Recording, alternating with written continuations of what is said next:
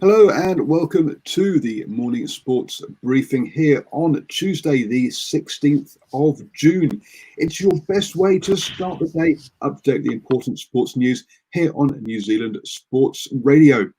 And our headlines today: Phoenix failing to get over the line, Black Cap packs bag, All Black re-signs, Roosters thrash Bulldogs, and controversy brewing in golf.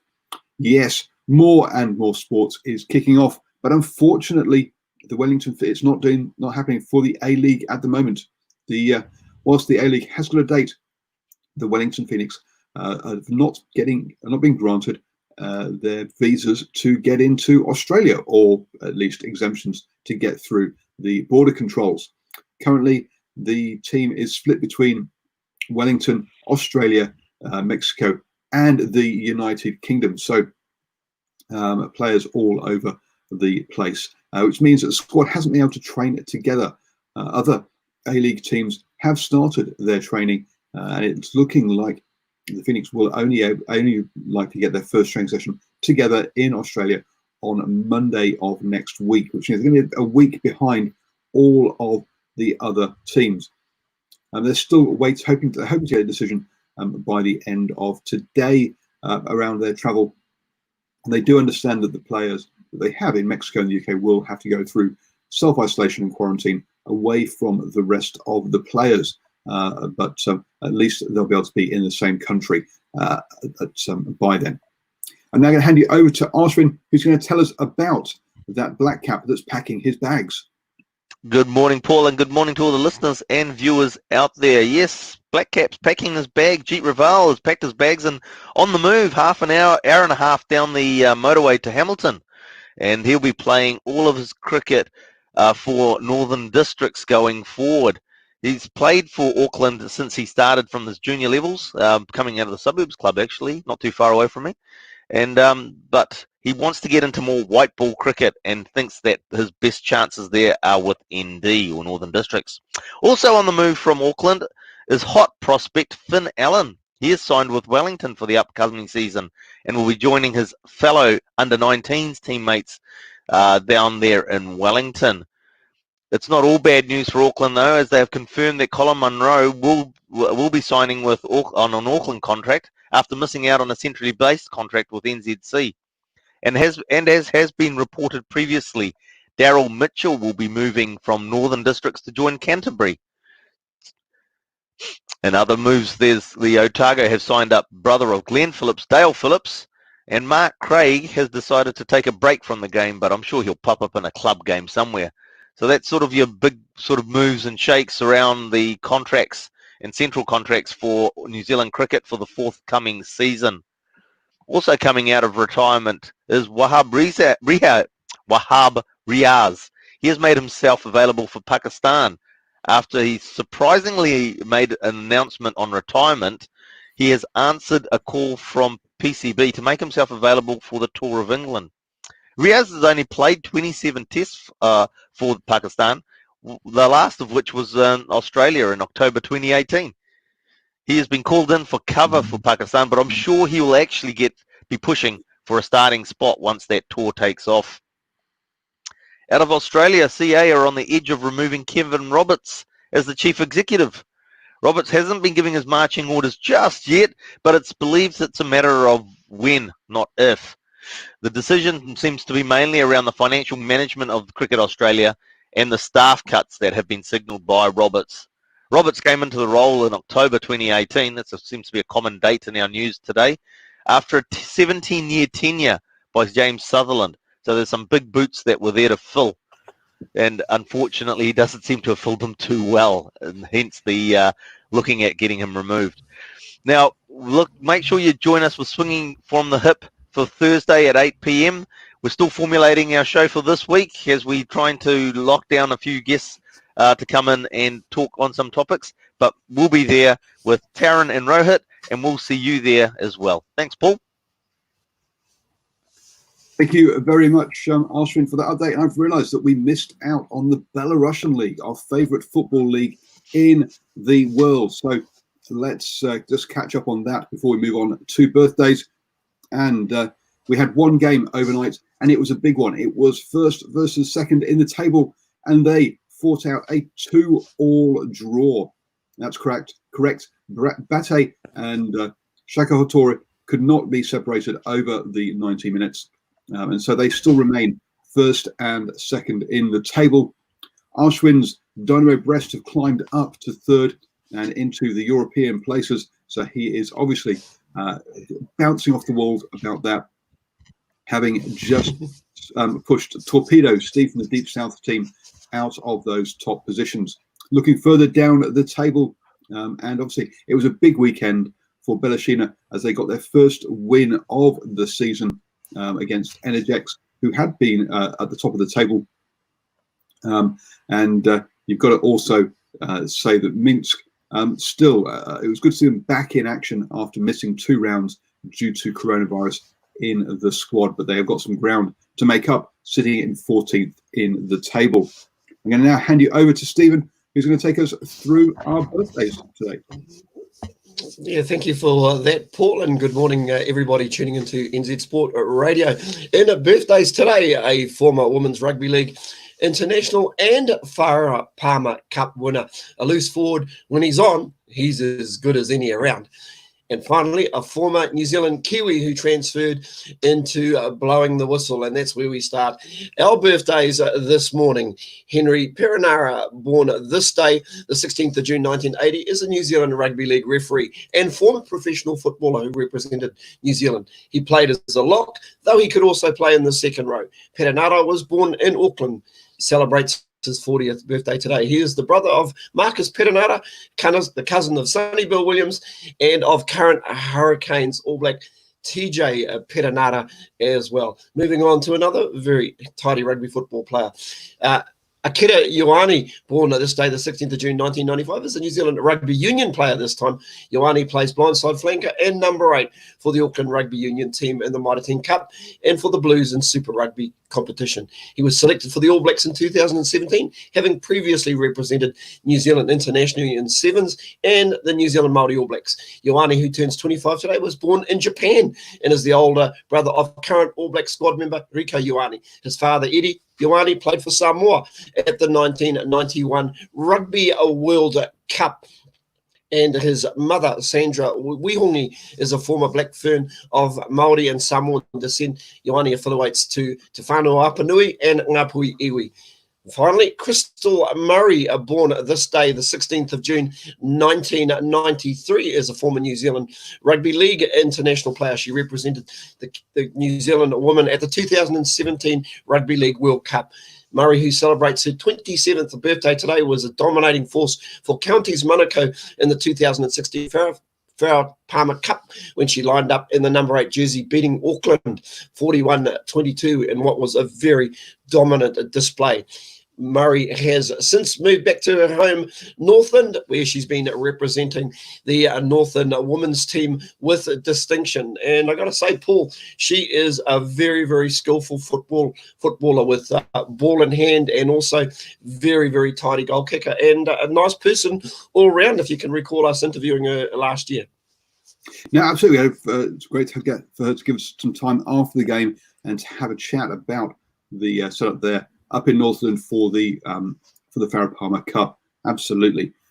Talking of rugby news then, and the Hurricanes are looking forward to having a sellout. The Hurricanes boss is hoping to get over 30,000 people into the Cake Tin, which will be the first time that they've done that for a regular season game since 2008.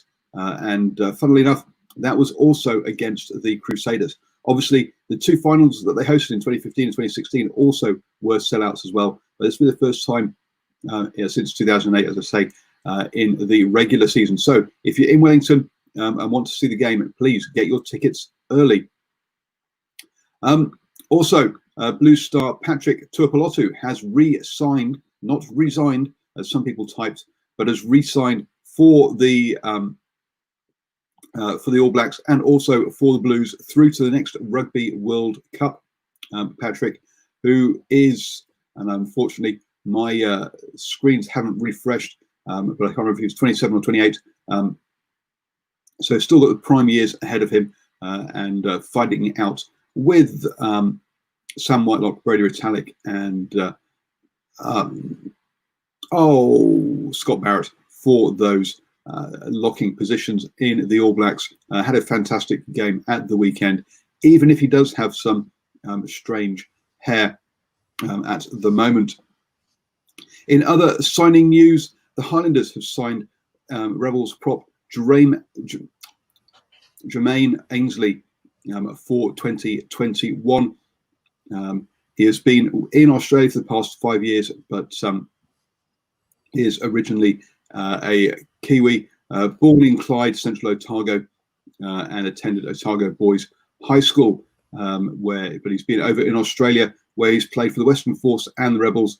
He was having a good season this season before the lockdown, and so it's going to be good to see him come back to the Highlanders. He has been capped by the Wallabies, so would not be eligible for the All Blacks, though. And that brings you up to speed with all of the important rugby news here on New Zealand Sports Radio. And I'm going to hand you over now to Stephen, who's going to take us through the NRL update. Well, thank you, Paul. And once again, our final game was played last night, and James Tedesco had a night to remember for the Roosters as his team put away a woeful Bulldogs outfit 42-6 in the final game of round 5 played at Bankwest Stadium. The Roosters fullback had 120 run meters, 4 tackle busts, 3 line breaks assists, 2 try assists, and a try in a near perfect first half that had the Bulldogs reeling at 24-0 down. Tedesco managed to complete the rout by scoring his hat-trick in the 71st minute to finish with stats of 194 run meters, 12 tackle busts, 2 line breaks, 5 line break assists, 2 try assists, 3 tries, and a superb night at the office. What a game. Tedesco set up Angus Crichton's second try with an assist that had many pundits searching for superlatives. Tedesco scored 3 tries, set up 2 others in a performance which stamped the reigning Daily M medalist as a class above the superstars chasing him for that title of game's #1 player. The Kangaroos and New South Wales Origin fullback finished with 3 tries, 2 assists, 227 run meters. I reckon I've just doubled up on that story there. Angus Crichton was solid without the world on fire in his first year at Bondi. This season, he looks far more like the player that the Roosters had played big bucks for. He regularly crunches anyone who runs near him, and is running some superb lines outside Kyle Flanagan on the Roosters' right edge. Together, Tedesco, Crichton were the Roosters' chief destroyers. On a night, the Bulldogs found the Roosters too hot to handle. The only points for the Bulldogs came from a converted try in the 66th minute. That final score again, Roosters 42, Bulldogs 6, and I've got to say the Roosters maybe, let's call it now, are looking maybe good for 3 in a row. Looking the ticket and a lot of strength across the board. But as we look at the table, it's actually the Eels who are the team that is holding the flag up at the minute, leading it with 10 points. We've got the Raiders sitting in second place on 8 points with the Storm. 4th placing is the Knights and the Panthers together, and back to the Roosters. But just remembering, the Roosters have won 3 games in a row, so they are just starting to roll now. The Eagles down there in 7th place, back to the Cowboys. And if we look down to the team that we're most interested in is the Warriors, and they're sitting 11th on the table at this stage. So that's how they stack up after round 5 in the NRL. I'll be back tomorrow. We'll have a quick look at Super League in the UK and just see what's happening at this point in time. Thank you, Paul. Back to you. Everybody have a great day. Thank you, Stephen. And don't forget to join us on Wednesday evening for the standoff show with Sanjay and who will be taking you through all of the NRL action. As Hugh says, the Roosters versus the Parramatta Eels is going to be a very big one this weekend. Definitely a big game there between 1st and 6th in the table. But as Stephen was saying there, that the Roosters are on a 3-game winning streak. The Moving on now to the netball, and the netball kicks off this weekend. It will be the first women's competition with fans to go live in the world.